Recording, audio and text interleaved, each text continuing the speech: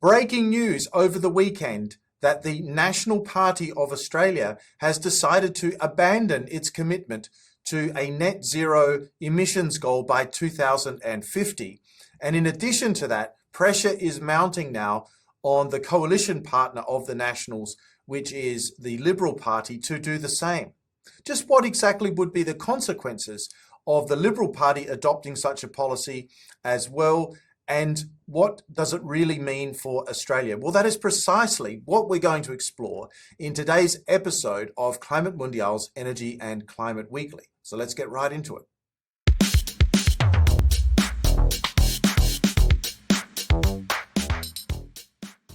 So the first thing to establish here is exactly who is the National Party of Australia. Well, in principle, the National Party is a political party that represents largely the interests of regional and also agricultural communities across Australia. In and of itself, the National Party is not, generally speaking, ever able to form its own government, at least in the more recent period in Australia's history. And as a result of that, it tends to do what's called a coalition agreement with the Liberal Party, which is a centre-right party in Australia. And very often, the coalition, as it's called, has been able to form a government in Australia, and in fact last held power from 2013 all the way through to 2022, when it lost an election to the Labor government, which has been in power ever since.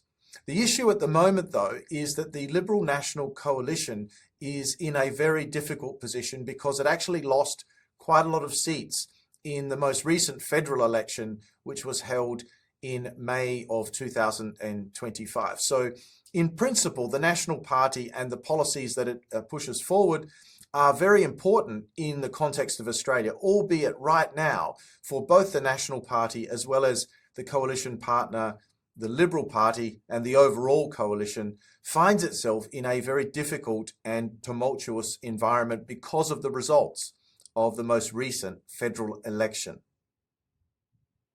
Now let's look at the actual substance of the policy. So first of all, it's important to point out that Australia as a nation does actually have a commitment to net zero emissions by 2050, which is a decision that was actually taken back in 2021, when ironically the National Party was actually in government as part of the coalition, and that was before the 2022 federal election when the Labor Party took power. So in principle, Australia has had for the last 5 years a policy to reduce emissions to net zero by 2050, and there's been some interim targets also agreed for the year 2030 and then also for 2035 to basically present a glide path to get to 2050. So in effect, the National Party's position is to, first of all, say that they're no longer committed to reaching net zero by 2050.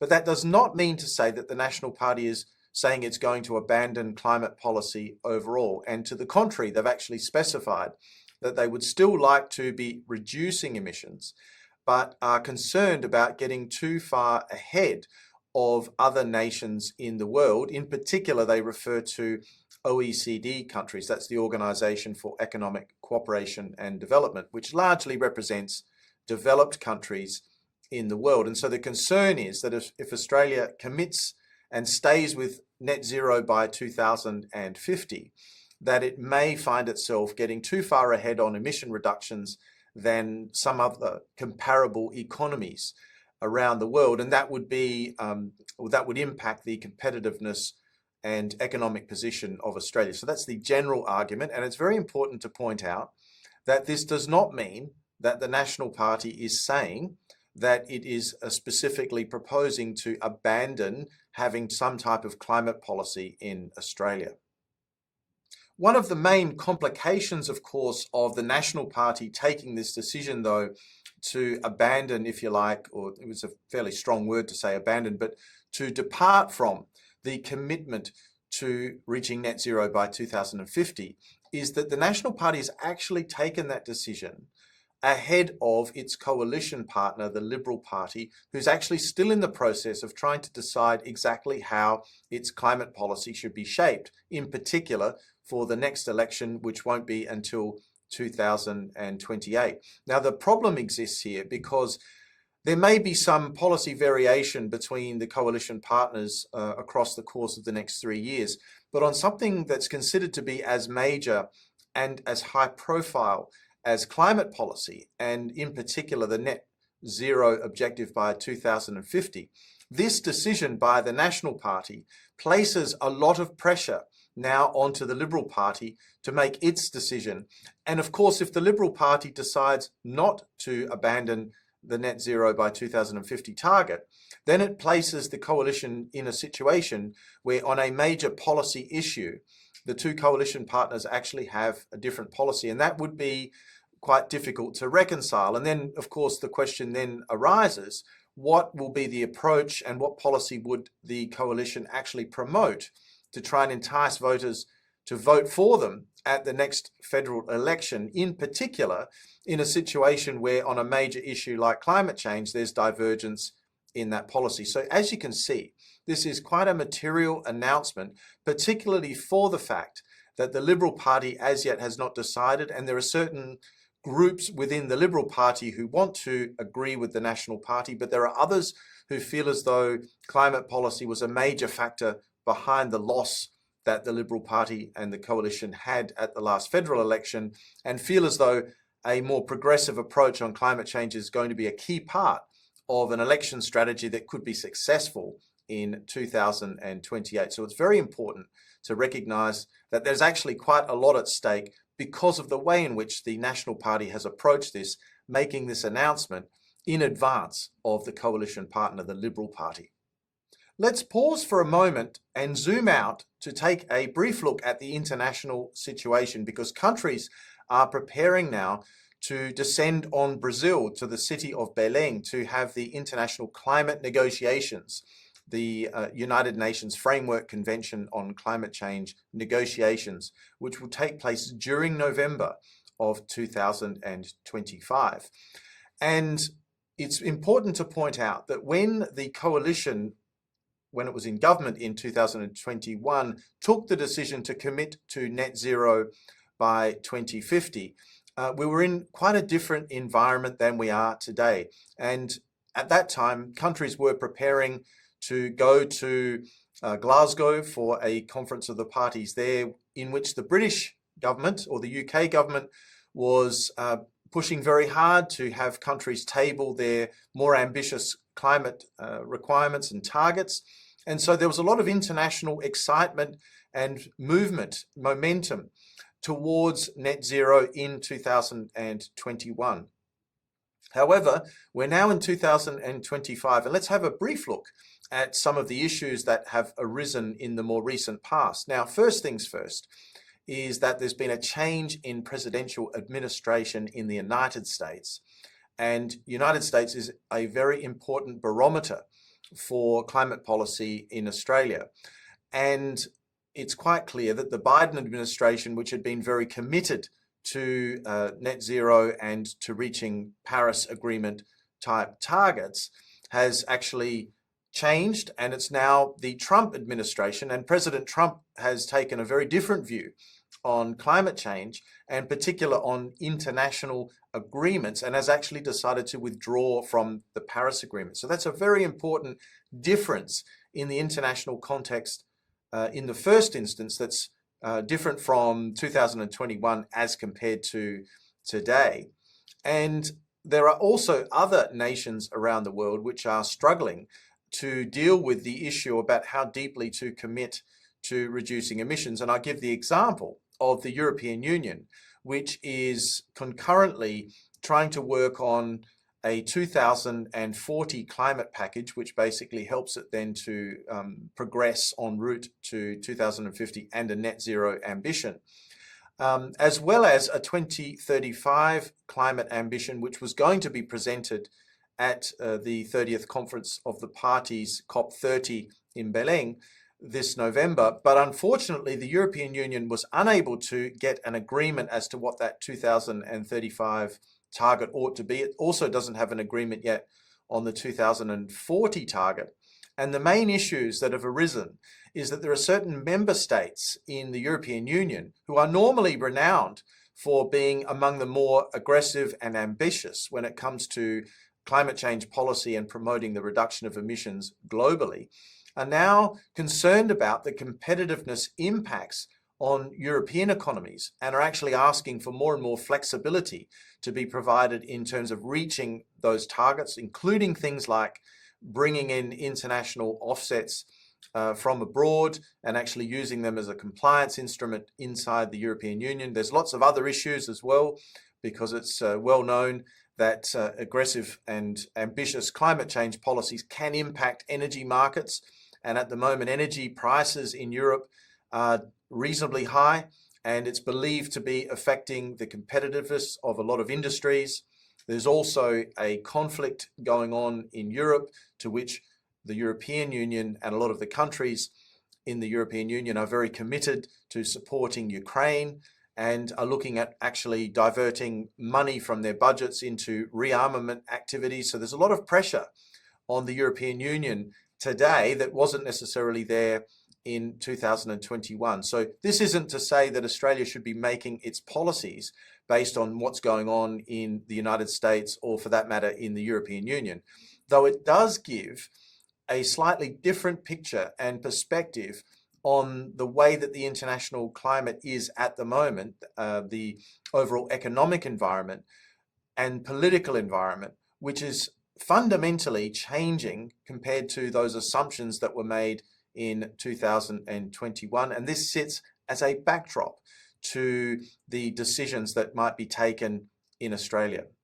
While we discuss the coalition's policies and the National Party's announcement over the weekend, it's important, however, to recognise that the Australian government, which is essentially the Labor Party, has already committed to a reduction in emissions by 2035, which would introduce a glide path towards net zero by 2050. So the Australian government will go to Belém in COP30 and present this revised, what's called nationally determined contribution, which will show the world that Australia is committed to net zero by 2050 and has actually got an interim target organised and approved, ready to go for 2035. So that will be the image that the Australian government presents to the world in Belém.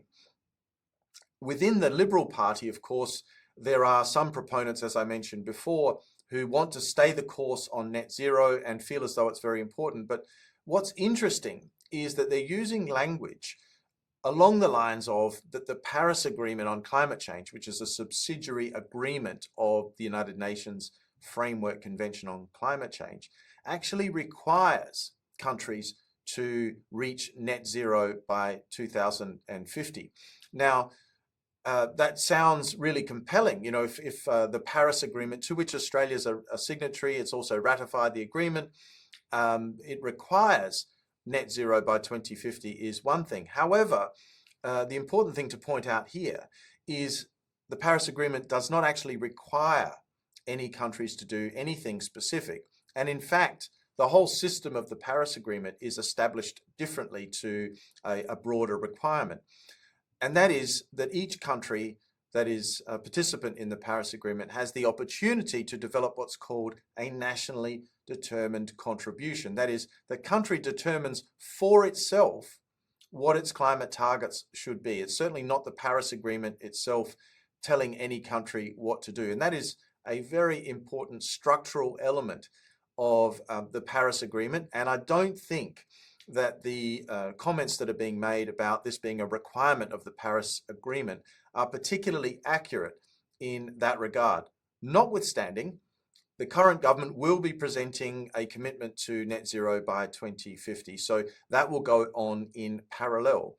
But these arguments that are being presented that suggest that there is an international agreement that requires Australia to do that is not, strictly speaking, correct. And it is also very important to recognise that Australia does have, in principle, a choice and can actually change its mind. There's nothing in the Paris Agreement that necessarily prevents it from being able to do so. I guess the argument, though, is that if Australia did backtrack on some of its previous commitments, that it may create some type of bad impression with other countries, particularly in the context of international climate change negotiations. Though, as I mentioned before, there are very significant developments in places like the United States and the European Union, which are much more likely to grab headlines than necessarily anything that Australia might decide to do to pull back slightly from a net zero position, even though at this particular meeting that won't be the case, because the government will be presenting a 2035 target, as well as a retention of the net zero by 2050 ambition. On that note, I wanted to pause for just a moment to explore this issue about whether or not international agreements are actually able to compel countries to do anything specific. And in that respect, there is a significant body of work that's been done in the general field of international relations that actually suggests that institutions like the United Nations, for example, are not really in a position to compel countries to do anything specific. That particular theory is called realism. So the realists believe that in principle, the international system is anarchic, and in that respect, there are no particular rule-making bodies above the level of the nation state that are actually able to compel countries. In other words, if two countries at any point in time were to get into some kind of dispute that was unresolvable between those two countries, it is highly unlikely that a night watchman style institution like a United Nations or anything else for that matter would be able to come in and actually influence the behavior of those states that were in dispute. So that's the general principle behind realism, and therefore the argument that realists put forward is that institutions generally become a reflection of the prevailing balances of power between major powers and then other important countries in the international system, and don't necessarily in and of themselves influence the behavior of those states, but rather it's the states that influence what becomes the institution. That's the realist school of international relations. The alternative view is the liberal institutionalist view or theory, which actually says, no, there are very specific and powerful incentives for international institutions that are created under the auspices of multilateral cooperation, can actually compel countries to do certain things. And they would use the example of the United Nations Security Council and so forth, which does actually have some mandate to go in and resolve certain issues, particularly in the area of security. However, probably the most compelling type of pressure that can be brought to bear on countries through institutions, and in particular in the sphere of climate change, is that there's effectively this international club that's working towards a common goal. And therefore, if one wants to participate in broader international cooperation, it's going to be viewed by one's peers as being counterproductive if one country decides to take a very different approach on something like climate change. So there's basically a peer pressure of sorts, which the liberal institutionalist theorists believe is quite a powerful incentive. And I guess in principle, there's a degree of truth in both realism and probably also in liberal institutionalism, and we can probably find examples where or that could validate both theories. So there's no question about that. But I think it's important just to recognize that the idea, that at least that's being put forward by some people, that the Paris Agreement requires that Australia does something in particular, is probably not the right language or the right way to characterize the situation that we have. So what then do we make of this policy announcement by the National Party over the weekend? Well, In principle, it's the idea that Australia would be somewhat more cautious about its commitments for 2050 and would want to have a good look at what's happening in other OECD countries is a reasonably sound one. However, the bigger picture issue here is that the Liberal National Coalition is dealing with trying to understand what were the causes of the reasonably poor performance that they had in the federal election of May 2025. And while it's not conclusive yet, there is some evidence at least that climate policy was a major factor. It's also probably true that over the years the coalition has earned itself somewhat a reputation for not being as ambitious on climate policy as the Labor Party.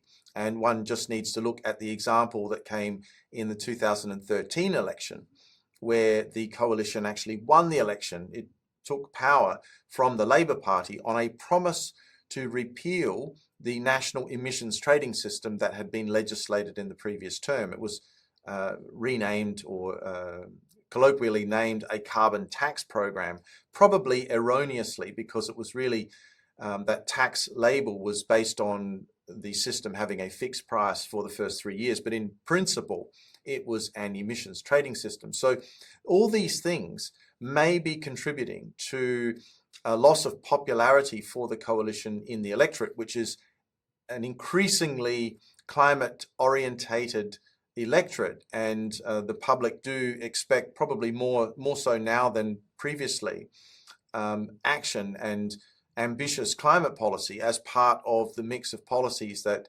governments present and take to elections. So the coalition has to deal with this. Now, in a situation where you have the National Party going out ahead of the Liberal Party, that's going to create a lot of pressure for the coalition. And the Liberal Party itself may now feel as though it's somewhat compelled to adopt the same policy. And the reason for that is that, as I mentioned before, having unity on such big policy items is going to be an important part of any strategy that the opposition has to try and win the next election, or maybe the one after that, to try and get back into power.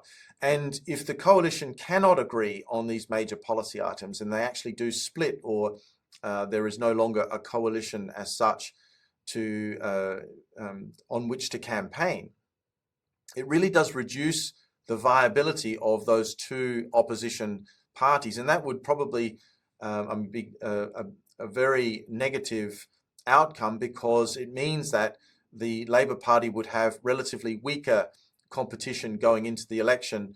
And so that would probably be a negative for the coalition, for both the Liberal Party and the National Party, and probably for Australia overall. So the consequences and the stakes are actually reasonably high. The other question that is in my mind is, why specifically is net zero the focus of such high-profile policy announcements of the National Party, especially at a time when A, the party is in opposition, and B, it's also quite clear that the federal election has just happened earlier this year and there won't be another for 3 years. And the third thing is that there are other policy priorities that probably deserve more attention, at least at the moment, than things like net zero by 2050. And the example that I'll give, and there have been a few episodes on this topic on the channel just recently, is something like fuel security. And as we've identified, Australia does have some challenges. If there's anything that would interrupt supply of imported refined liquid fuels like diesel, kerosene, gasoline, aviation gas, and so forth, could have fairly significant ramifications for Australia, because the stockpiles that the country has are quite low. There's somewhere between 25 and 40 days of supply available in Australia. And for things like rural communities and agricultural communities and farmers, liquid fuels are absolutely essential. They are, in effect, the sine qua non of being able to produce food and to be able to transport the food into marketplaces where it can be sold. I wonder why climate change is the big issue at the moment, and net zero, and not something more to do with Australia's liquid fuel security. So that there is a slight question, at least in my mind, as to whether it is the right issue to be elevating to such a high priority, especially at this time when, like I said, they're in opposition and there's a long time to run before the next federal election. So those are the sorts of things that occur to me. But what about you? I'd like to ask the question of you, if you follow Australian politics, what do you make of this announcement by the National Party? Is it something that the Liberal Party is likely to agree to, notwithstanding all the potential issues that arise in the electorate from having, or from being seen to be not having, an ambitious climate policy? What do you think? Let me know in the comments section below. If you've got any additional thoughts, I'd be very interested to hear what they are, and we can possibly even do some follow-up videos to analyze things further. So on that note, I'd like to say thank you very much for watching today's video. If you've made it this far and you'd like the video, please click like. It really helps out with the channel. And if you haven't already subscribed, please do so. Remember, we've got a target on the channel to achieve 500 subscriptions by Christmas. That's the 25th of December 2025. So if you haven't already done so, please do click subscribe. And if you've enjoyed the content and you think of any of your family, friends or colleagues who may enjoy the video as well, please do share it with them. That will be fantastic from a channel perspective. So I would greatly appreciate it. On that note, thanks again for your attention today. And I certainly look forward to seeing you again soon on the next episode of Climate Mundial's Energy and Climate Weekly. Bye for now.